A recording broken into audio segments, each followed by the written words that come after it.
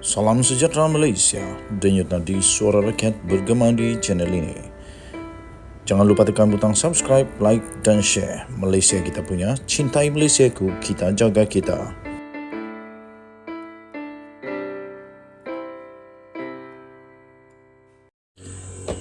Salam sejahtera Malaysia, denyut nadi suara rakyat bergema di channel ini. Nampaknya semakin panas keadaan sekarang ini ya, tuan-tuan dan puan-puan yang dihormati sekalian. Satu demi satu pemimpin-pemimpin bakal disiasat. Kali ini, Zahid Hamidi pula berada dalam keadaan yang agak mendebarkan kerana kemungkinan dia pun akan disiasat juga oleh SPRM. Sehingga Zahid berkata, saya sedia disiasat bila-bila masa. Wow. Presiden UMNO Datuk Seri Ahmad Zahid Hamidi menyatakan kesediaannya untuk disiasat oleh mana-mana pihak atau pada bila-bila masa sahaja. Timbalan Perdana Menteri itu berkata ia susulan cabaran yang telah dilontarkan oleh Presiden Parti Pribumi Bersatu Malaysia Bersatu, iaitu Tan Sri Mahyadin Mat Yassin, yang mahu beliau dan Perdana Menteri Datuk Seri Anwar Ibrahim pun disiasat oleh Suruhanjaya Pencegahan Rasuah Malaysia SPRM. Beliau turut mengingatkan Muhyiddin supaya bersifat berdepan dengan apa jua pertuduhan di mahkamah kelak. Kata Zahid Hamidi, saya sentiasa terbuka. Saya pernah disiasat. Saya pernah dibawa di mahkamah. Saya bersedia pada bila-bila masa sahaja, kata Zahid Hamidi. Namun, Tan Sri Mahyadin Mat Yassin, jangan seperti menepuk air di dulang. Tentu muka kita terpercik. Jangan juga meludah ke langit. Pasti itu terkena muka sendiri, kata Zahid Hamidi. Tambahnya lagi, oleh itu, hadapi apa jua sebab saya pernah hadapinya sebelum ini. Saya ucapkan selamat berjaya kepada beliau, katanya. Beliau berkata demikian pada satu sidang akhbar selepas Majlis Pengenalan Calon Naib Presiden dan Majlis Kerja Tertinggi UMNO Johor di Kompleks Tan Sri Mohammed Rahmat di sini pada Ahad. Hadir sama pada majlis itu adalah Naib Presiden UMNO Datuk Sri Mazhir Khalid dan Datuk Sri Muhammad Khalid Nordin serta Setiausaha Agung UMNO iaitu Datuk Sri Ahmad Baslan. Sebelum ini, Muhyiddin telah dilaporkan mencabar SPRM untuk mendakwa Perdana Menteri Datuk Sri Anwar Ibrahim dan timbalannya Ahmad Zahid Hamidi. Ahli Parlimen Paguh itu menegaskan, bukan sahaja bersatu, siasatan juga perlu dilakukan terhadap kedua-dua pemimpin itu serta sumber kewangan Parti Keadilan Rakyat PKR dan UMNO. Pada Jumaat yang lalu, Muhyiddin Yassin telah pun didakwa di Mahkamah Seksyen atas 6 pertuduhan yang membabitkan 4 kerana menyalahgunakan kedudukannya untuk mendapatkan rasuah sebanyak 232.5 juta ringgit Malaysia dan 2 lagi kesalahan pengubahan wang haram yang membabitkan 195 juta ringgit Malaysia. Bagaimanapun, Tan Sri Mahyadin Mat Yassin telah mengaku tidak bersalah selepas semua pertuduhan dibacakan oleh jurubahasa di hadapan Hakim Azura Alwi.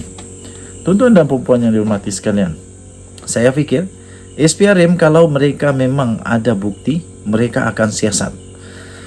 Saya tetap berpegang kepada prinsip kedaulatan undang-undang negara Malaysia. Siapapun, apapun jawatan, kalau bersalah perlu disiasat. Tapi kalau hanya untuk tunjukkan bahawa kita bersih dan cuba pula menempiaskan kepada orang lain, nanti sendiri terkena pula. Nanti ludah di langit kena batang hidung sendiri. Dan tadi suara rakyat bergema di channel ini. Bye-bye. Salam sejahtera Malaysia, denyut nadi suara rakyat bergema di channel ini. Ini satu berita yang agak tak menarik untuk Tan Sri Mahyadin Mat Yassin. SPRM baru saja mengesan seorang datuk. SPRM baru saja mengesan seorang datuk untuk membantu siasat Janawi Bawah. Habislah hal ini. Apapun apapun alasannya, apapun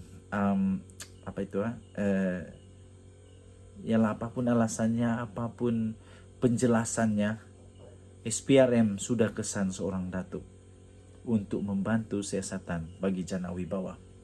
Nanti kita lihatlah apa pula kali ini reaksi daripada Bersatu. Suruhanjaya Pencegahan Rasuah Malaysia SPRM sedang mengesan seorang perancang utama dalam kes rasuah yang membabitkan siasatan kes program Jana Wibawa. Menurut sumber, lelaki yang digelar sebagai Datuk Roy yang berusia lingkungan 50-an sebelum ini pernah dituduh di mahkamah dan telah dijatuhkan hukuman penjara atas kesalahan rasuah. Sebelum ini pada 9 Mac lalu, SPRM telah menahan 4 individu berusia di antara 40 hingga 50 tahun. Termasuklah seorang pegawai Suruhanjaya ini dan seorang wanita kerana telah disyaki telah meminta dan menerima rasuah sebanyak RM400,000 kononnya bagi mengelakkan siasatan kes berkenaan. Wanita berkenaan sudah pun dibebaskan dengan jaminan SPRM. Manakala 3 lagi suspek lain direman sehingga esok. Perkara itu telah disahkan oleh Ketua Pesuruhjaya SPRM, Tan Sri Azam Baki ketika dihubungi pada hari ini. Beliau menjelaskan SPRM tidak akan berkompromi sama sekali sekiranya didapati mana-mana pegawai SPRM terbabit dalam sebarang kegiatan menyalahi undang-undang. Tuan-tuan dan puan-puan yang dihormati sekalian, siapakah Datuk Roy ini?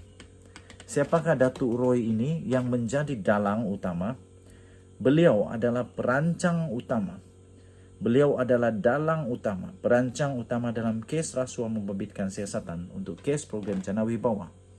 Ada 2 konsekuensi yang bakal berlaku.